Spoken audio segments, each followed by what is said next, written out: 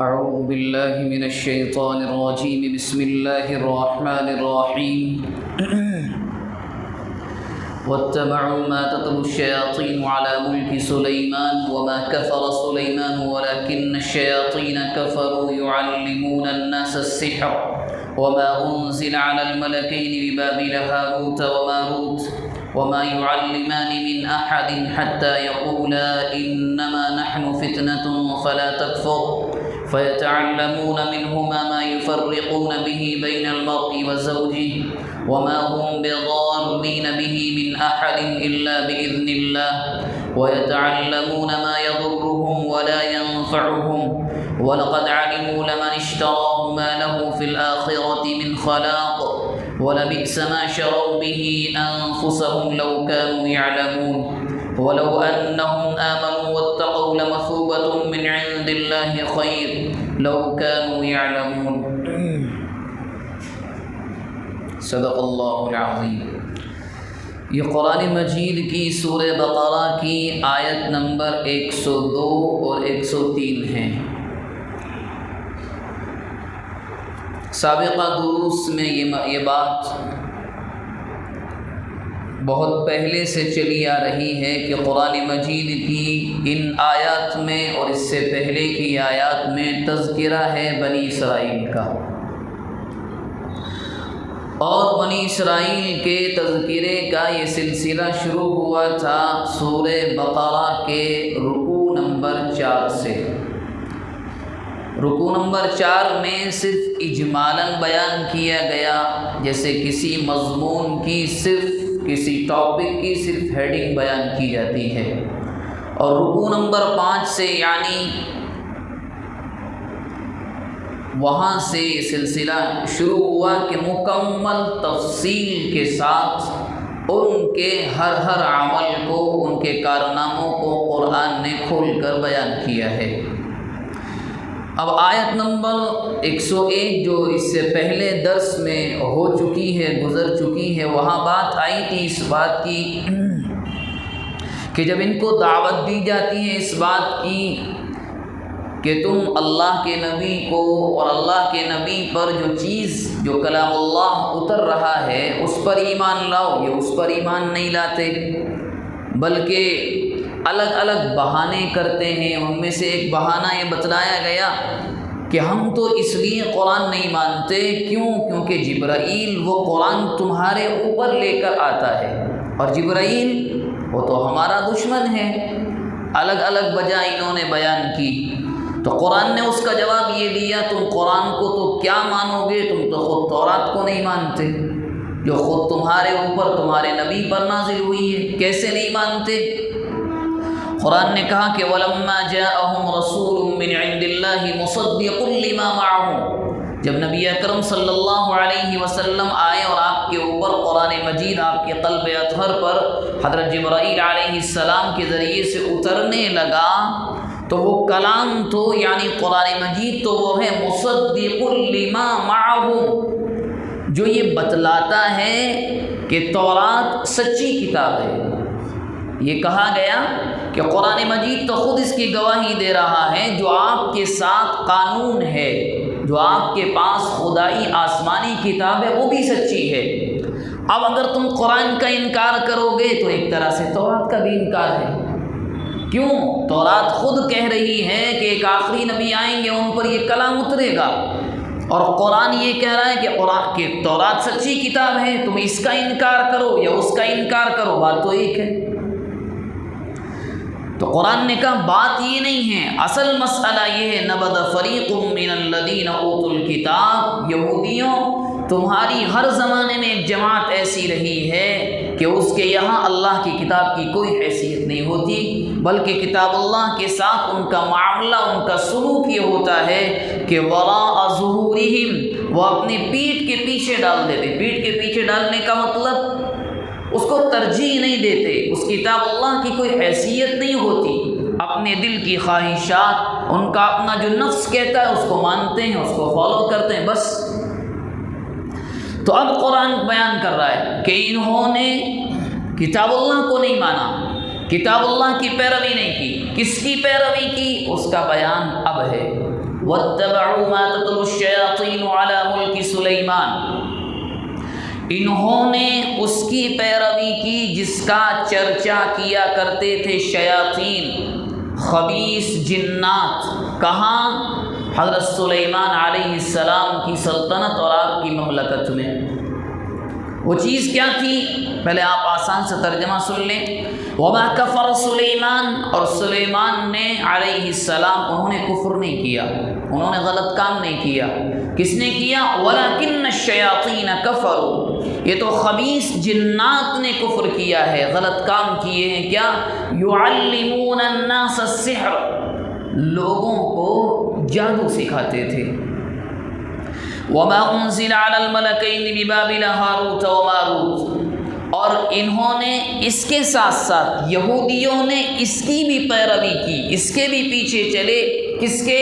وہ جو دو فرشتے سکھاتے تھے بابل شہر میں، جن میں سے ایک کا نام ہاروت تھا اور ایک کا ماروت تھا، اور ان فرشتوں کی صفت کو قرآن نے بیان کیا۔ وما يعلمان من احد، ان دونوں میں سے کسی کو کوئی جادو نہیں سکھاتا تھا، حتی یقولا، یہاں تک کہ وہ دونوں فرشتے آنے والے کو جو جادو سیکھنے آتا تھا اس کو کہتے انما نحن فتنۃ، ہمیں بھی آزمائش کے لیے بھیجا گیا ہے تمہاری، فلا تکفر، جادو سیکھنے کے بعد ناشکرے مت بن جانا، ناشکرے، غلط اس جادو کو غلط استعمال مت کرنا، کہیں تم کفر کی راہ پر نہ پڑ جاؤ۔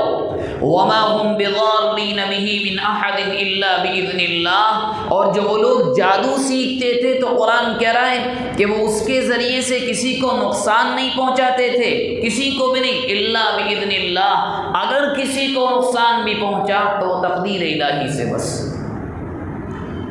اور اس کے بعد قرآن نے کہا وَيَتَعَلَّمُونَ مَا يَضُرُّهُمْ وَلَا يَنفَعُهُمْ، اور انہوں نے سیکھا، تعلیم حاصل کی، کس کی؟ ما يَضُرُّهُمْ، جو ان کو نقصان پہنچائے، وَلَا يَنفَعُهُمْ، فائدہ تو کچھ پہنچنے والا ہے نہیں۔ وَلَقَدْ عَلِمُوا لَمَنِ اشْتَرَاهُ مَا لَهُ فِي الْآخِرَةِ مِنْ خَلَاقٍ، اور یہ لوگ یعنی یہودی جانتے ہیں کہ جنہوں نے یہ معاملہ کیا، لفظی ترجمہ، جنہوں نے اس کو خرید لیا، ما لہو فی الآخرۃ من خلاق، یعنی جس نے جادو کا معاملہ کیا، جادو سیکھا پھر اس کو غلط استعمال کیا، ان کا آخرت میں کوئی حصہ نہیں ہے۔ وَلَبِئْسَ مَا شَرَوْا بِهِ أَنفُسَهُمْ، اور کتنا برا سودا ہے وہ جو انہوں نے اپنے لیے کیا ہے۔ لَوْ كَانُوا يَعْلَمُونَ، کاش وہ اس کو جانتے کہ اتنی بڑی آیت میں قرآن مجید نے بنی اسرائیل کو ایک تو جواب دیا ہے اس بات کا کہ تم تورات کو تو کیا مانو گے، تم نے تو مانا ہے اس کو جو سلیمان علیہ السلام کے زمانے میں جادو کا عام چلن تھا، تم نے اس کو مان لیا جو شیاطین کرتے تھے۔ اور اس آیت میں اللہ تبارک و تعالی نے بہت سی باتوں کا جواب دیا ہے۔ نمبر 1، پہلی بات یہ ذکر کی گئی کہ جادو کا مسئلہ شروع کیسے ہوا۔ دراصل مسئلہ یہ تھا کہ نبی اکرم صلی اللہ علیہ وسلم کے آنے سے پہلے، آپ کی آمد سے پہلے جتنے انبیاء کرام گزرے ہیں، جتنے بھی ہیں، ہر زمانے میں ماحول یہ رہا ہے کہ جو خبیث جنات ہوتے ہیں، جو غلط کام کرنے والے جنات یعنی شیاطین ہوتے ہیں، ان کا کام کیا تھا؟ یہ آسمانی دنیا تک پہلے پہنچ جاتے تھے اور وہاں کان لگا کر سنتے تھے کہ کیا احکامات اللہ کی جانب سے فرشتوں کو ملے۔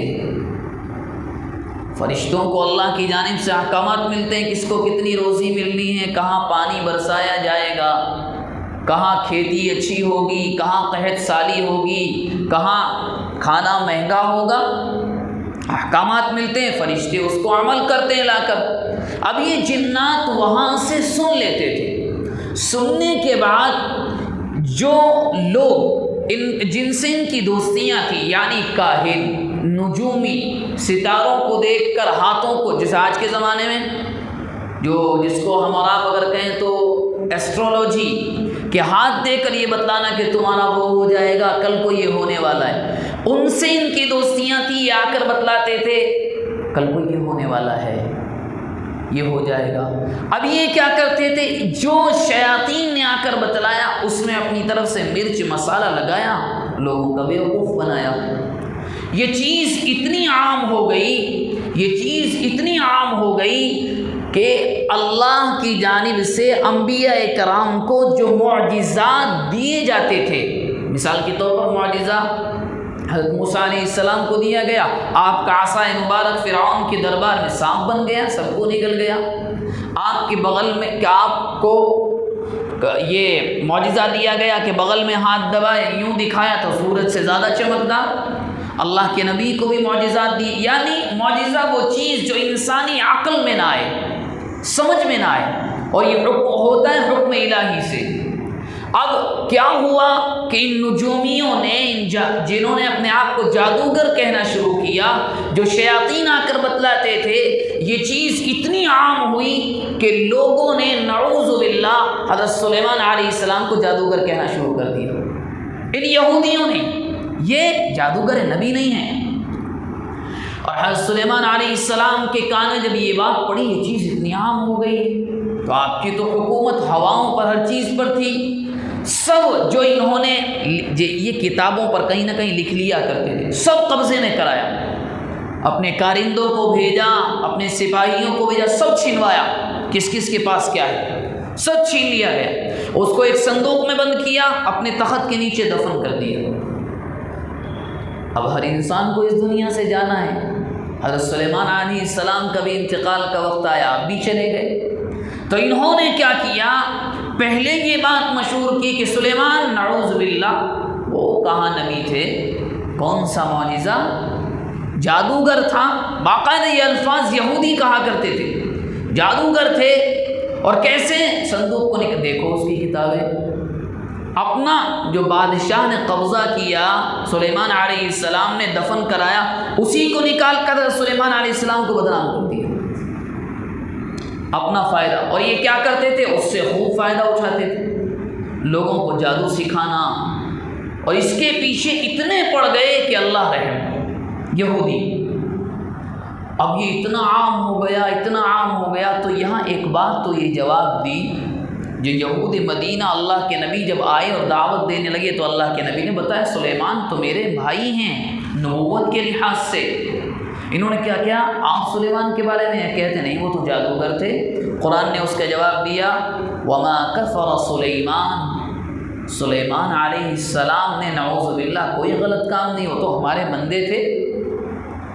غلط کام کس نے کیا، وَلَكِنَّ الشَّيَاطِينَ كَفَرُوا، یہ تو ان کا کارنامہ ہے جو خبریں آسمان دنیا سے چرا کر لاتے، اور يُعَلِّمُونَ النَّاسَ السِّحْرَ، اور لوگوں کو جادو، یعنی شیاطین کا، ان کا کارنامہ۔ اور اس قوم نے اٹھا کر خود اپنے نبی کی گردن پر ڈال دیا۔ اور پھر جب یہی وہ زمانہ تھا کہ جادو کا چلن عام ہوا، تو بابل جو شہر تھا، کہیں بابل بھی لکھا گیا ہے، یہ بھی جادو میں بہت مشہور ہو گیا، بہت زیادہ، دور دور سے لوگ آتے، جادوگر اپنے کرتب دکھاتے، یہ ہو گیا، وہ ہو گیا، ہم نے یہ کر دیا، وہ کر دیا۔ اب اللہ تبارک و تعالیٰ کی جانب سے 2 فرشتوں کو شہر میں بھیجا گیا انسانی شکلوں میں، ایک کا نام ہاروت، ایک کا نام ماروت تھا۔ بھیجا، اب آپ کہیں گے نبی کو بھیج دیتے، نبی کو بھیج دیتے، لوگ پہلے ہی انکار کر دیتے، کیوں؟ نبی کو معجزہ بھی دیا جاتا ہے۔ یہاں تو خود یہ بتلانا تھا کہ بھائی جو تم کر رہے ہو یہ تو جادو ہے، جو انبیاء لے کر آتے وہ معجزہ ہے، یہ فرق کرنا مقصود تھا۔ 2 فرشتوں کو بھیجا گیا اور ان کو یہ بتلایا گیا، جو تمہارے پاس آئے اس کو سمجھاؤ، بتلاؤ کہ جو ہم تم کو سکھائیں گے یہ جادو ہوگا، مگر جو انبیاء لے کر آتے ہیں وہ معجزہ ہوتا ہے۔ اور جو بھی ان فرشتوں کے پاس آتا یہ بتلاتے، لیکن بتلانے سے پہلے کہتے کہ یاد رکھنا ہمیں بھی تمہاری آزمائش کے لیے ہی بھیجا گیا ہے۔ آزمائش کیسے ہوگی؟ جب تم ہم سے جادو کے عمل کو سیکھو گے، کہیں ایسا نہ ہو اس لالچ میں پڑھ کر تم اس کا غلط استعمال کرو، فلا تکفر، کافر مت بن جانا، یعنی کہیں ایسا نہ ہو جادو سیکھ لیا، اپنے آپ کو کچھ سمجھ بیٹھو، اس کا غلط استعمال کرنے لگو تو اللہ کی نگاہ میں ناشکرے بن جاؤ گے۔ اور یہ فرشتے یہی کرتے تھے، لیکن لوگوں نے کیا کیا؟ لوگوں نے سیکھنے کے بعد غلط استعمال کرنا شروع کیا۔ کیسے؟ فَيَتَعَلَّمُونَ مِنْهُمَا مَا يُفَرِّقُونَ بِهِ بَيْنَ الْمَرْءِ وَزَوْجِهِ، لوگوں نے خاندان توڑنے شروع کیے، فرشتوں سے سیکھ لیتے، جادو ایسا کرتے، شوہر بیوی کے خلاف، بیوی شوہر کے خلاف، گھر تباہ ہو گئے سیکھتے، اور لوگوں نے یہ کہا۔ لیکن قرآن نے اس کے یہاں ایک جملہ بیان کیا، اور اب کے لیے بھی، ہمیشہ کے لیے بھی، کسی نے کسی پر جادو کا عمل کیا، سچ ہے، اس کا اثر ہوا، تو قرآن کہہ رہا اگر اثر ہوگا الا باذن اللہ، انسان کی طاقت نہیں ہے، ہم نے تقدیر میں ایسا لکھ دیا ہے، کہیں ایسا نہ ہو تم۔ اور کیوں یہ کہا؟ کیونکہ قرآن تو اشاروں کی زبان میں بات کرتا ہے، قرآن نے اس لیے کہا کہیں ایسا نہ ہو تو کہ تمہاری عقل پر پردہ پڑ جائے اور تم جادوگر کو خدا سمجھ بیٹھو کہ نہیں، ان کے ہاتھ میں ہی نفع ہے، یہ چاہیں تو خاندان توڑ دیں، ان کے ہاتھ میں ہی نقصان ہے، ایسا مت کرنا الا باذن اللہ، نقصان بھی پہنچا تو ہم نے یہ لکھ دیا ہے پہلے سے۔ اور یہ ہوتا رہا اس زمانے میں کہ جادو عام ہوا، ان فرشتوں نے جب سکھایا، لیکن لوگوں نے غلط استعمال کیا، خاندان کے خاندان ٹوٹنے لگے، اور یہودیوں نے بھی سیکھ لیا خوب اچھی طرح، اور باقاعدہ اللہ کے نبی پر کیا بھی گیا۔ جب اللہ تبارک و تعالیٰ سے اللہ کے نبی نے دعا کی تو آپ کو علاج بتایا گیا، کیا؟ قل اعوذ برب الفلق قل اعوذ برب الناس، پڑھیے، اپنے اوپر دم کیجیے، جن کو معوذتین کہا جاتا ہے، اور حقیقت میں بہت فائدہ ہے۔ کہیں کسی کو نظر بد لگ جائے، کچھ اور اگر جادو کا خطرہ ہو تو یہ روزانہ ایک عام معمول بنا لیں، عشاء کے بعد سونے سے پہلے خود پڑھیں، اپنے اوپر دم کریں، ہاتھ پھیر لیں جسم پر۔ حدیث شریف سے بھی ثابت، صحابہ اکرام کے اعمال سے بھی ثابت، اور یہ اللہ کے یہاں سے بھی یہ چیز ملتی ہے۔ لیکن قرآن نے یہ کہا یہودیوں نے جو کچھ کیا نا، انہوں نے صحیح نہیں کیا، اور قرآن کہہ رہا انہوں نے کیا، جادو سیکھا، لوگوں کو نقصان پہنچایا، لیکن ما لہ فی الآخرۃ من خلاق، آخرت میں کچھ نہیں ملنے والا، کچھ بھی نہیں۔ اور قرآن نے یہ کہا وَلَقَدْ عَلِمُوا، یہ جانتے ہیں، معلوم ہے کہ ہم نے جو کچھ کیا ہے وہ اچھی چیز نہیں، تو آخرت میں کچھ ملنے والا نہیں۔ وَلَبِئْسَ مَا شَرَوْا بِهِ أَنفُسَهُمْ، اپنے لیے کتنا بدترین سودا کیا ہے۔ اور اب موجودہ جہاں جن گھرانوں میں یا جن علاقوں میں دین کی کمی ہوتی ہے، لوگوں نے اللہ کو چھوڑ دیا ہے، دعا نہیں کرتے، صلاۃ التوبہ نہیں ہوتی۔ آپ شاید یقین نہ کریں، اب وہ راتیں بہت مشکل سے ہوتی ہیں کہ جہاں لوگ اللہ کے سامنے راتوں کو گڑ گڑاتے ہیں، اپنی مصیبتوں کے لیے، اپنی تکلیفوں کے لیے، آزمائشوں کے لیے۔ لوگوں نے آسان سا راستہ اختیار کیا ہے، کیا؟ کسی بھی عامل کو تلاش کریں گے، بس بہت آسان، کیونکہ زندگی ایسی ہو گئی کہ لوگوں کو اچھا بھی چاہیے اور چھوٹا بھی چاہیے، یعنی شارٹ اینڈ سویٹ، اور لوگوں نے عاملوں کا راستہ اختیار کر کے اپنی دینی دنیا کو تباہ کر لیا ہے، دینی دنیا۔ حالانکہ اگر کبھی پریشانی بھی آئے تو اللہ کے نبی علیہ الصلاۃ والسلام نے صحابہ کرام کو جو چیزیں سکھلائی ہیں وہ اتنی ہیں کہ نمبر ایک تو ہم عمل کر نہیں سکتے، کر سکتے ہیں جتنی چیزیں بتائیں، اگر ہم کرنے لگیں تو آپ یقین جانیں 10% پر عمل کر کے دیکھیں، کوئی برائی آپ کے قریب نہیں آ سکتی۔ لوگ یہ کہتے ہیں، بڑے اللہ والے کا ایک قول ہے، غور سے سنیں، لوگ یہ کہتے ہیں کہ آج کے زمانے میں نظر بڑی جلدی بچوں کو لگ جاتی ہے، جادو کا اثر بڑی جلدی ہوتا ہے۔ ایک قاعدہ ہمیشہ یاد رکھیں، اس گھر، اس خاندان، اس فرد، مرد ہو یا عورت پر غلط چیز کا، غلط ہوا کا، نظر بد کا اثر ضرور ہوگا جس کی زندگی کا تعلق گناہوں سے ہو، اور گناہوں میں بھی ایک گناہ اتنا خراب ہے، بد نظری۔ بد نظری کا گناہ جہاں ہوگا وہاں جادو اتنی ہی جلدی اثر کرے گا، جہاں ننگاپن، عریانیت، بے پردگی زیادہ ہوگی وہاں جلدی ہوگا۔ کیوں؟ اس کی بنیاد کون ہے؟ شیاطین نے بنیاد ڈالی، اور شیطان کہاں رہتا ہے؟ گندگی کو پسند کرتا ہے۔ جب ہم بیت الخلاء میں جاتے ہیں تو کیا سکھایا گیا؟ اللہم انی اعوذ بک من الخبث والخبائث، جس کا آسان ترجمہ ہے مولا کریم میں آپ کی پناہ چاہتا ہوں کس سے؟ بدترین جنات، مرد ہوں یا عورت۔ یہی تو ترجمہ ہے۔ کیوں سے؟ کیونکہ وہ گندا مقام ہے۔ گھرانے کیا ہے؟ ایک آسان سی مثال آپ کے سامنے پیش کروں۔ کوئی بھی نیا گھر آج کے زمانے میں بن رہا ہو، آپ خود اپنے آپ سے اس بات کو پوچھیں، وہ کون سا گھر ہے جہاں کے حال میں ہوم تھیٹر کے لیے جگہ نہیں بنائی جا رہی؟ کیا نہیں ہو رہا؟ یعنی گھر کی تکمیل سے پہلے، گھر کی اوپننگ اور اس کے مکمل ہونے سے پہلے گناہ کا انتظام تو ہم خود کرتے ہیں۔ قرآن کی یہ آیت ہمارے اوپر نہیں بیٹھتی، وَلَبِئْسَ، بالکل فٹ بیٹھتی ہے، اتنا ذرہ برابر شک نہیں ہے۔ کیا؟ وَلَبِئْسَ مَا شَرَوْا بِهِ أَنفُسَهُمْ، بدترین سودا ہے جو ہم کرتے ہیں اپنے گناہوں سے گھروں کو بھر دیا۔ محرم غیر محرم کی گناہ چاہے کوئی سا ہو، جہاں گناہ زیادہ ہوں گے وہاں یہ چیز جلدی اثر کرے گی۔ جہاں زندگی پاکیزہ ہوگی وہاں کچھ نہیں ہو سکتا۔ امام مالک رحمۃ اللہ علیہ مدینہ منورہ میں رہا کرتے تھے۔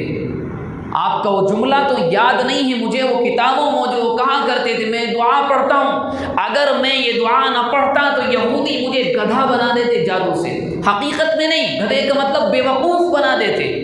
ان کی ایک دعا کتابوں میں نقل کی گئی ہے، انہوں نے تو کسی عامل کا سہارا نہیں لیا، اور پوری کائنات کے سردار نبی اکرم صلی اللہ علیہ وسلم پر جب یہودیوں نے یہ کوشش کی، آپ نے اللہ سے دعا کی، کیا ہوا؟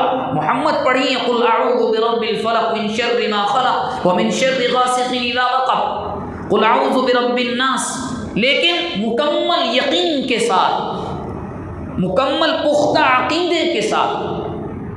یہی تو کمی ہے، جہاں یقین اور ایمان میں کمزوری ہوگی، ذرہ برابر ضعف اور کمزوری آئے گی، وہاں یاد رکھیں پھر اللہ کی مکمل مدد نہیں ہوتی۔ مثال کے طور پر ایک مثال آپ کو پیش کروں، آپ شاید اس مثال کو غلط سمجھے۔ کوئی بیٹا اگر اپنے باپ کے بارے میں یہ جملہ کہہ دے، مجھے یقین نہیں ہے کہ میرے والد ہیں یا نہیں ہیں، مجھے یقین نہیں ہے، سوچیں باپ کے دل پر کیا گزرے گا؟ جس اللہ پر ایمان رکھتے ہیں، اگر ہمارا کوئی عمل یہ کہے، ہمارا عمل یہ کہے کہ مولا آپ کی ذات پر ایمان تو ہے، مکمل نہیں ہے، خود فیصلہ کریں کہ کیا مدد مکمل آئے گی، کیا برکتیں مکمل اترے گی۔ اسی بنیاد پر تو کہا گیا کہ تمہارے اعمال کے اعتبار سے تمہارے ساتھ حالات پیش آتے ہیں۔ یہ جو جملہ میں نے آپ کے سامنے نقل کیا کہ جہاں جس گھر میں گناہ زیادہ ہوں گے وہاں یہ چیز اثر کرے گی، لیکن یہ عمل حرام ہے۔ اللہ کے نبی علیہ الصلاۃ والسلام کی حدیث ہے، لیس منا من سحر او سحر لہ، وہ ہم میں سے نہیں ہے جس نے جادو کیا یا اس کے لیے کیا گیا۔ یعنی ایک تو نمبر ہے خود ماہر بن جاؤ یا کسی اور سے کراؤ، اجازت نہیں ہے۔ اور ہمارے یہاں خوب ہوتا ہے دوسروں کو برباد کرنے کے لیے، دوسروں کو نقصان پہنچانے کے لیے۔ اور جادو کی اگر تعریف آپ پوچھیں، جادو ہے کیا؟ جادو ہے شیاطین کی تعریف کرتے ہوئے ستاروں سے، دوسری چیزوں سے انسان مدد مانگے، یہی تو جادو ہے۔ شیطان کی تعریف کے بغیر تو یہ عمل مکمل ہو ہی نہیں سکتا، ناممکن ہے۔ اور اس میں ہوتا کہ عام طور سے یہ ہے قتل ناحق ہوتا ہے۔ ناحق قتل کیسا؟ کسی بھی جانور جس کو عام طور سے کہتے ہیں بلی چڑھانا، یعنی قربانی دینا، اس کا خون استعمال ہوتا ہے، خون ہوتا ہے، اور باقاعدہ۔ اور عام طور سے آپ حیران رہیں گے، آج کے موجودہ زمانے میں پہلی بات تو آپ کو گنے چنے شاید کوئی ایسا ذلیل مسلمان ہو جو اس کام میں ہو، اکثر ہمارے لوگ جو جاتے ہیں غیر مسلموں کے پاس عام طور سے کھلا ہوا ہے، اور وہ باقاعدہ خنزیر کے منہ کے بال کو اس کے خون میں ڈبو کر استعمال کرتے ہیں اس عمل میں۔ سوچیں آپ، جس کے بارے میں قرآن مجید نے کئی جگہ یہ کہا کہ خنزیر حرام ہے، حرمت علیکم المیتۃ والدم ولحم الخنزیر، حرام ہے، گنجائش ہی نہیں، وہ چیز وہ لوگ استعمال کرتے، اور ہمارے لوگ اسی بنیاد پر تو کہا گیا یہ عمل ہی حرام ہے، کیوں اپنے آپ کو تباہی میں ڈالنا؟ اور اس کے بعد قرآن نے کہا وَلَوْ أَنَّهُمْ آمَنُوا وَاتَّقَوْا لَمَثُوبَةٌ مِّنْ عِندِ اللَّهِ خَيْرٌ، یعنی یہودیوں سے کہا جا رہا ہے تم نے کتاب اللہ کو نہیں مانا، تورات کو نہیں مانا، تم نے جادو پر عمل کیا، تم نے سلیمان علیہ السلام کو کافر کہا، ہم نے ہر چیز کا جواب دیا۔ وَلَوْ أَنَّهُمْ آمَنُوا، کاش کاش کاش اگر یہ لوگ مکمل ایمان لے کر آتے، تقوی اختیار کرتے، لَمَثُوبَةٌ مِّنْ عِندِ اللَّهِ خَيْرٌ، اللہ کے بعد بڑا بہترین بدلہ ہے۔ یعنی آپ دیکھیں کہ ذات خداوندی کتنی رحیم ہے، اتنے کارناموں کے باوجود وہ اللہ کہہ رہا ہے اگر تم اب بھی مکمل ایمان لے کر آؤ، تقوی اختیار کرو، بہترین بدلہ تمہارے پاس ہے۔ لیکن لو کانوا یعلمون، کاش ان کو اس کا علم ہوتا، وہ تو حسد کی آگ میں ہیں، وہ تو بس اپنی دھن میں ہیں، بس ماننے کے لیے تیار نہیں ہیں۔ نہیں، ہم نہیں مانیں گے۔ بہرحال یہ مختصر سی تشریح تھی، لیکن انشاءاللہ آئندہ ہفتے جو رمضان سے پہلے کا آخری درس قرآن بھی ہوگا، جادو کی حقیقت کیا ہے اور اسلام میں اس کے کیا احکامات ہیں، تھوڑی کچھ نہ کچھ تفصیل آئندہ ہفتے بھی آئے گی۔ یہ تو کچھ بنیادی چیزیں تھیں جو آپ کے سامنے ذکر کر دی ہیں۔ دعا فرمائیں اللہ تبارک و تعالی اخلاص نیت کے ساتھ عمل کرنے کی توفیق مرحمت فرمائے۔